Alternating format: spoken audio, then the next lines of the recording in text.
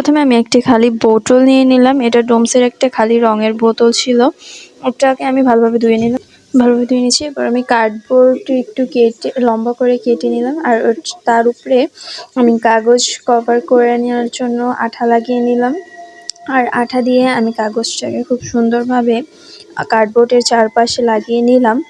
এরপরে কার্ডবোর্ডের উপরের দিকে যে খালি অংশটি ছিল ওখানে আমি কাগজ লাগিয়ে নিলাম খুব সুন্দরভাবে। আমার পুরোপুরি কার্ডবোর্ডটাকে কাগজ লাগানো হয়ে গেছে। এরকম আমি 3টা করে নিলাম, 2টা সমান সমান করে নিলাম। আর নিচে যেটা রাখলাম সেটাকে একটু চওড়া করে নিলাম। আর আমি ওই খালি বোতলটার উপরে এবার একটি কালার পেপার দিয়ে লাভ এঁকে সেটাকে আঠা দিয়ে লাগিয়ে দিলাম। আর আর বোতলের ভিতরে আমি কিছু ফুল এনেছিলাম ছোট ছোট। ওই বোতলের ভিতর আমি ফুল রেখে দিলাম এবং দেখতে অনেক সুন্দর লাগছিল। এরপরে আমি ওইটাকে তার ভিতরে বোতলটাকে ওইটার ভিতরে রেখে দিলাম। এখন দেখো সবাই কি সুন্দর লাগছে জিনিসটাকে।